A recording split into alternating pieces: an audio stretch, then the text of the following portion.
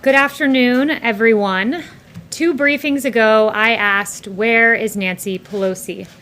Today, I can announce we have found Nancy Pelosi. As you can see, we found Nancy Pelosi going into her hair salon. We will be playing the video on loop for all of you to see during the duration of this introduction.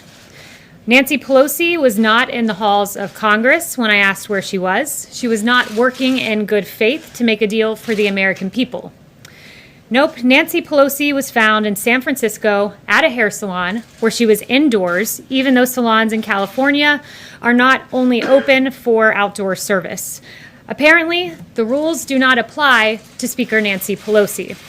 She wants small businesses to stay shut down, but only reopen for her convenience. Do as I say, not as I do, says Nancy Pelosi.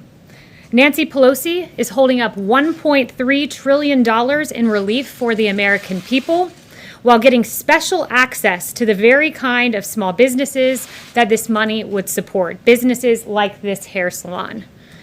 Before she skipped town to violate her state's health guidelines, Pelosi proposed a bill. It was called the HEROES Act, which contained no additional paycheck protection funding. This is funding that would help the very small business she has bizarrely accused of plotting against her. The president sees through Democrats' disregard for Americans in need, and he took action unilaterally in his own accord. He provided relief from evictions, he provided unemployment insurance, he paused student loan payments, and he cut the payroll tax, putting money in the American people's pockets.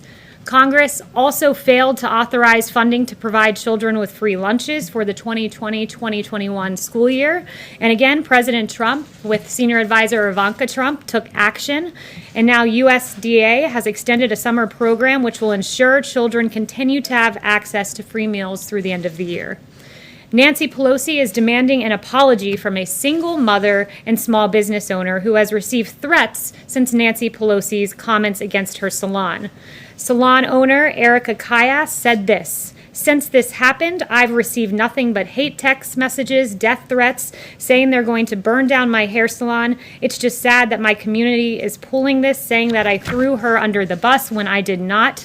So that's hurtful. But yes, I think I'm pretty much done now." Nancy Pelosi, you ought to apologize to the American people. Or better yet, come back to Washington and get to work for hardworking Americans like this salon owner that you maligned and demanded an apology from. And with that, I'll take questions. Yes, John. Kayleigh, do you acknowledge that it is illegal in this country to vote twice in the same election? Are you referring to the president's comments earlier today? I'm just asking you a basic yes or no question. Do you believe it is illegal to vote twice in this country? The president does not condone unlawful voting. The president's been very clear about this. I'm once again not surprised the media is taking the president out of context. Do you recall what the president said on this matter specifically? I have it right here. Sure. Okay, maybe you should read it out for me then. Okay, so the president said that you should go to your poll, you should vote early, by mail, and then you should go either early voting or day of and try to vote again. So he is asking people to vote by mail and then to go down to the polling place on election day and to vote again if their vote has, if they can't confirm their vote has been counted. You're missing a very crucial line from the president's remarks. If it is not tabulated, meaning your mail-in vote, then you will be able to vote in person. If it is not tabulated. There are at least 5 states in this country that do not count any mail-in votes until election day. So those votes won't be counted until afterwards. So there's no way to know whether or not their vote is There's a very simple answer, and this is how it works. First, a lot of states have what are called electronic poll books. And what this means is that in real time, this is updated. So if your vote is counted, they check the electronic poll book, and you will not be able to vote in person because your vote has been counted. There's a secondary situation. So those who do not have electronic poll books, every single state in the country, you can cast a provisional ballot. And that is a ballot that is there. And if your your vote that you have not mailed in is not counted, they will then count the provisional ballot. And that is exactly what the president's referring to. But what Democrats are doing is saying this: we want an entire new system for voting, one subject to fraud. Don't take it from me, take it from Jimmy Carter, who said in 2005, as part of a bipartisan commission, absentee ballots remain the largest source of potential voter fraud. So what Democrats want you to do is say, trust us, but don't verify. Don't verify that your vote's been counted. This president's trying to enfranchise Americans, which is exactly what he's been saying. He wants every American to have a vote because he understands what Jimmy Carter understood and what so many of us understood until the president started putting the focus on mail-in voting, and that was this: that it is subject to fraud. Every vote should count, and every American should verify that their vote is counted by going to their polling location. location. You say to the executive director of the North Carolina Board of Electors who says that this would create a big problem on election day. What I would say is that the president has laid it out very clearly. You should verify your vote. And not only that, I would point them to the fact that in 2016, before we tried this entire new system of mass mail-out voting, 319,000 votes were not counted that were cast by mail. 319,000 in an election that came down really to 80,000 votes in Pennsylvania, Wisconsin, and Michigan. That's untenable, and hundreds of thousands more will not be counted with the Democrats' fraudulent mass mail-out voting system. The president wants enfranchisement, plain and simple. John. Can I ask you a process and jurisdiction question? The president signed a memorandum last night directing federal agencies to look at funds that might be withheld to cities that do not do enough to restore law and order. By what authority does the president believe he can do that? Yeah, the president believes that what we should do, that the purpose of government is to protect life, liberty, and property. That is the purpose of the federal government, and it's imperative that the federal government review the use of funds by jurisdiction. So what this does, this memo, it really does three things. One, it asks federal agencies to detail all federal funds that are being provided to Seattle, Portland, New York City, and Washington, D.C. Secondly, within 14 days, the Attorney General will develop a list of anarchist jurisdictions of lawlessness zones that are permitting violence and destruction of property. And then within 30 days, the White House Budget Director will issue guidance to the heads of agencies on restricting eligibility of or otherwise disfavoring to the maximum extent possible by law anarchist jurisdictions in the receipt of federal grants. And South Carolina v. Dole did note that you can withhold funding so long as it pertains to the federal program pertains to what you're trying to incentivize.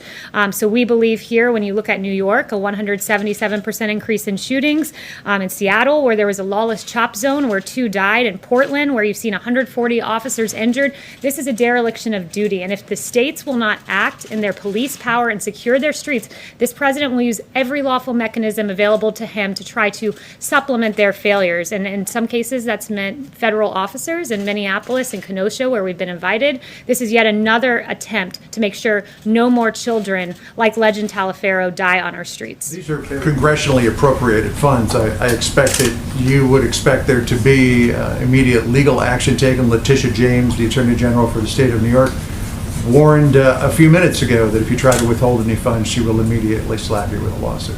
Well, she's free to do that. We believe that what we will do will be lawful within the bounds of the law, and we encourage states to act and cities to act in the way that Kenosha and Minneapolis did. Although, be it delayed a little bit there, they finally stepped up and asked for federal support, and they got it because too many Americans are dying on our streets, too many businesses being burned to the ground. That's not the American way by a long shot. Okay, Yes. just to follow up on that, the president, as we know, tried to withhold federal money from sanctuary cities, and he lost, as per the courts. So why isn't this also doomed to fail? I'm not going to get ahead of exactly what the final product will look like. Again, I just walked you through. There's a 14-day timeline for the DOJ, and then a 30-day timeline for Office of Management and Budget. But we believe that we are on the right here. Let me do a couple follow-ups if I can. So in May, the president said the U.S. will be designated Antifa as a terrorist organization. Yes or no? Did the president do that?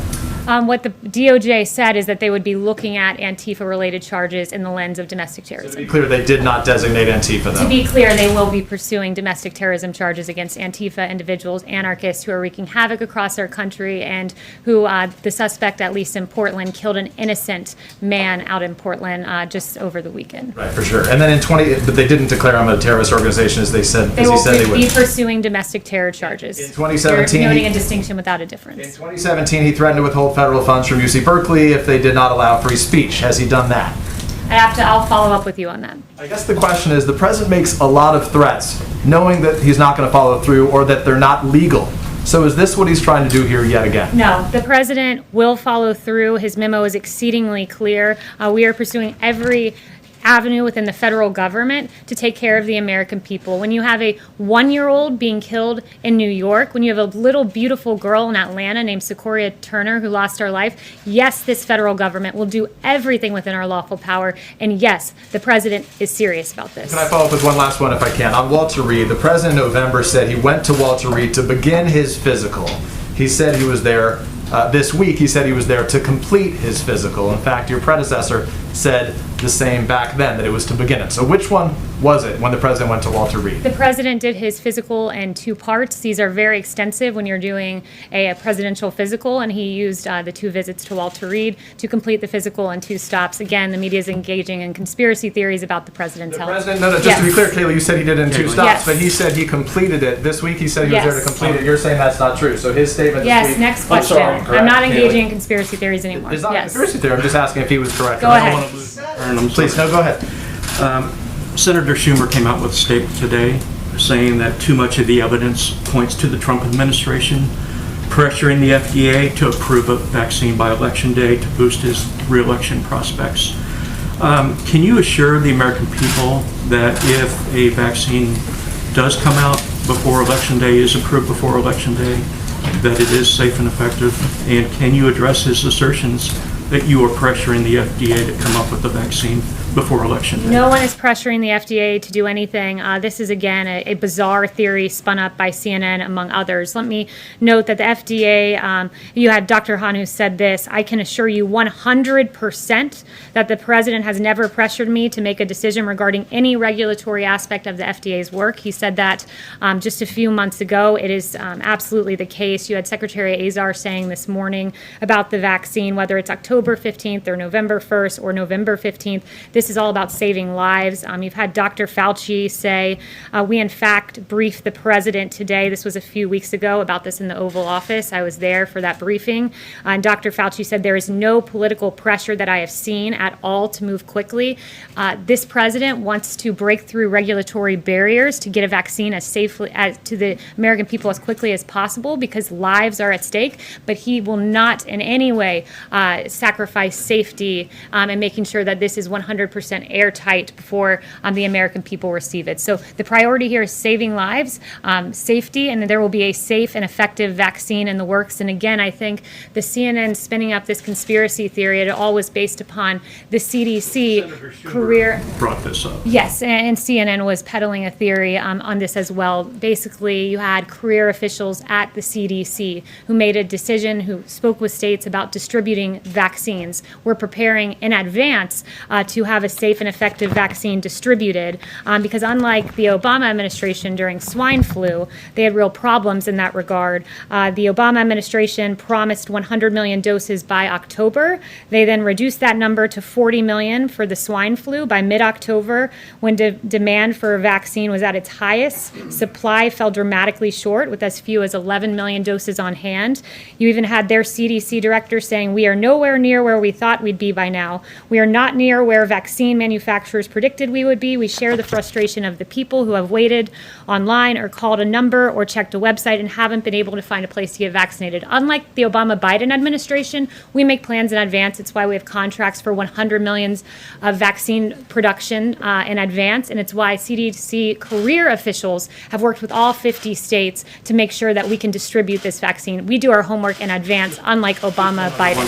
Just one other one. So, former Vice President Joe Biden said on Alexei Navalny's poisoning that the mode of attack leaves no doubt as to where the responsibility lies, the Russian state. Does the president agree with that assessment? And has he made his voice known to the Russian government on this issue? So we're deeply troubled by the results released yesterday. Alexei Navalny's poisoning is completely reprehensible.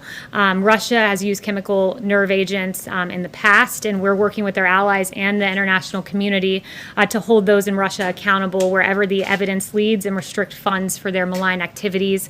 The Russian people have a right to express their views peacefully without fear of retribution of any kind, and certainly not with chemical agents. And no one has been tougher on the Russian government than this president. Thanks, Kayleigh. On TikTok, the president said that that ban is going to take effect on September 15th if the deal is not agreed to.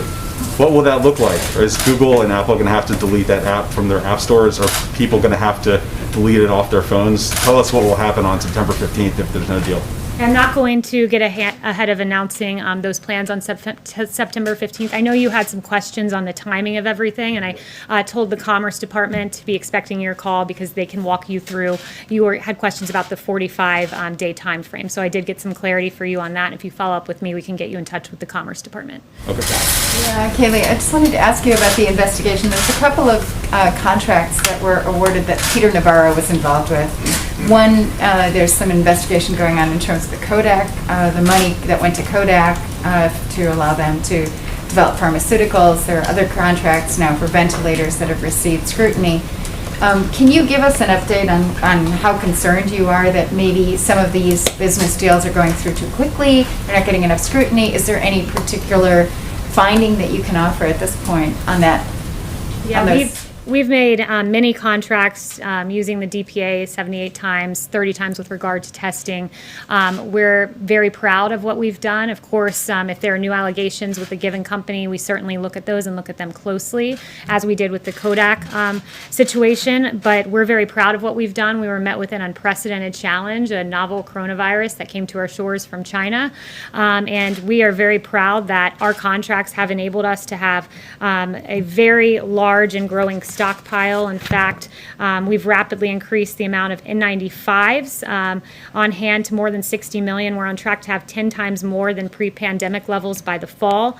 Significantly surged the number of gowns on hand to more than 27 million. And we have tremendous level of ventilators on hand at 109,000, and we will have tens of thousands more by the fall. So the contracts we've made have enabled these numbers, among others. I'm not even getting into therapeutics like remdesivir, but of course, if there's ever allegation, we take it seriously and look at it as we did with Kodak. Confirm how many allegations of wrongdoing that you're looking at that I'm involve only aware Peter of the one or two that you named out of the many, many contracts that we've had. Yes. Thanks, Kayleigh. The herd immunity strategy for the pandemic has been called dangerous by some experts, and I'm wondering if President Trump has formed an opinion on this concept, and if he thinks that that is an achievable goal. Yeah, the herd immunity so-called theory was something made up in the fanciful minds of the media. That was never something that was ever considered here at the White House. Here at the White House, what we've done is race to get a safe and effective vaccine in record time. If we get it by the end of the year, it will far outpace Ebola, which took 14 months to get to phase 3 clinical trial, 3 years to get to completion. This will be the fastest vaccine ever for a novel pathogen.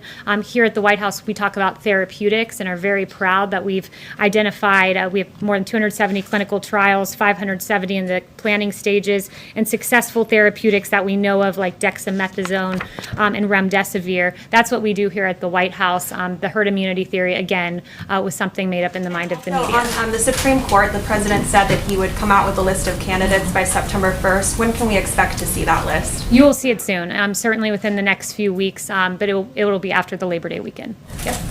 Thank you. Back on the cities, how would the president's plan to reduce funding to cities actually help protect citizens that you said was the goal of the president? Yeah, that is the goal, and what the intent is to incentivize cities to follow in the way of Kenosha and Minneapolis, who, when they were in the midst of a situation that they couldn't handle just at the local level, they requested federal assistance, and it worked. Within 24 hours, you saw a much different scene in Kenosha. Within 24 hours, a much different scene in Minneapolis. So we want states to work with us, and those two models are examples of Democrats who have done so. On the contrary, you see a much different situation in New York and Portland and DC and Seattle. And some of the factors, as noted in the memo, that will go into the lawlessness assertion are whether they forbid police from intervening, whether they've withdrawn law enforcement protection from certain areas, like we saw where a police precinct was abandoned in the lawless CHOP zone in Seattle. Those are the types of changes in behavior we want to see from cities, because protecting the citizenry should be their paramount concern. Thanks, Kayleigh. The government runs out of funding by the end of the month. Is the White House confident it can avoid another shutdown? And is the president open to including some of this COVID stimulus as part of a CR? I haven't talked to him about that, but we do believe that we'll be able to get funding to avoid a shutdown. Are negotiations underway now? Like, have you guys started talking to Congress about this yet? I'd have to talk with the chief. I haven't talked to him specifically about that, but it has been discussed internally. I know at least that, yes. Thanks, Kayleigh. Can you give us a sense on the memo issued last night? Can you give us more of a sense of the funding that would be under review? And also, why does the White House believe that this is the right time to be considering restricting funding for states? We're in the middle of the pandemic and some are dealing with violence.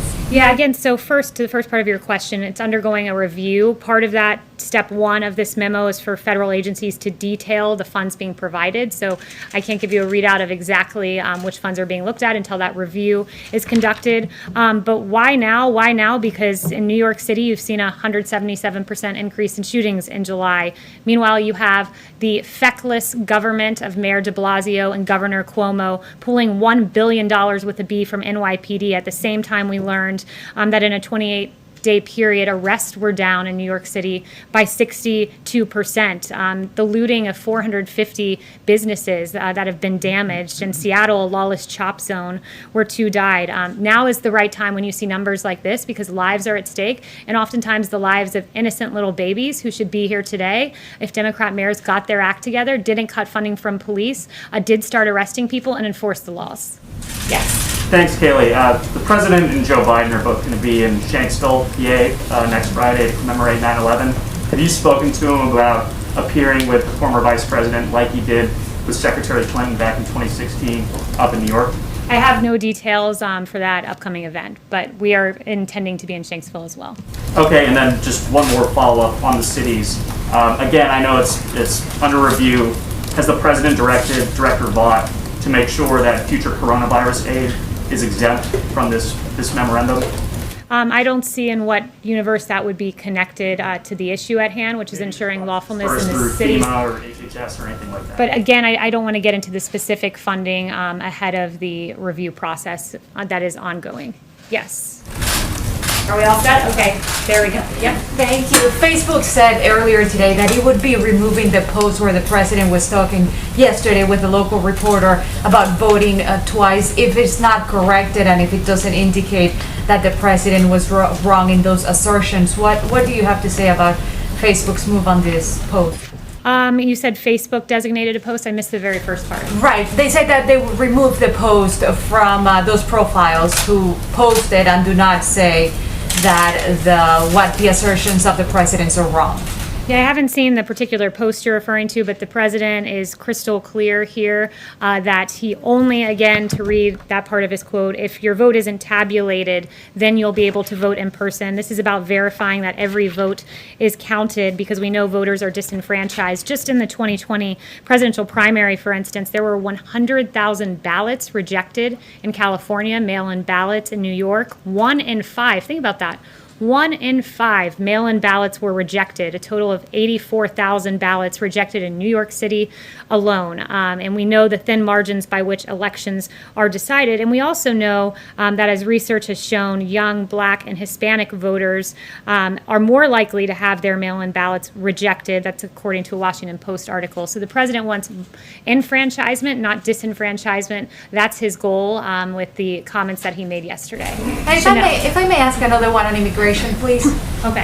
The president had said that he would be issuing another order in September. Do you have any more information on that, when he may be issuing that immigration order? Yeah, no updates on a forthcoming immigration either. Thank you, Kayleigh. If you mentioned role model cities like Kenosha, if, say, Mayor de Blasio and Mayor Bowser, for instance, if they were to this week take specific actions and get some of the law and order back under control, would this memo continue to go forward, or would you continue to propagate the plans listed in this memo from We'd have to yesterday. see a radical change in behavior from the mayor of DC, who allowed a church to burn, from the mayor of Portland, who stood with the protesters only to be chased out of his own home, the windows shattered of his building by the very protesters he deemed peaceful, who were actually anarchists, who took the life of a 39-year-old man this past weekend. But look, when the local government doesn't act, we use every avenue available to us at the federal level, and that it pertains to this memo as one example. Another example is Operation Legend, which we're very proud of and have some new numbers for you on that. Since the operation's launch, more than 2,000 arrests, including 147 homicides, have been made. More than 544 firearms have been seized, and more than those are illegal weapons, and more than 7 kilos of fentanyl, 14 kilos of heroin, 12 kilos of cocaine, and 50 kilos of methamphetamine have been seized. And of the individuals arrested, 476 have been charged with federal offenses. And there's a detailed readout from DOJ of each offense and the great work that our federal law enforcement officials have done. So thank you to our police. Thank you to our federal law enforcement. You keep us safe when Democrat mayors and derelict governors do not. Thank you. Can you say something about airlines? To airlines?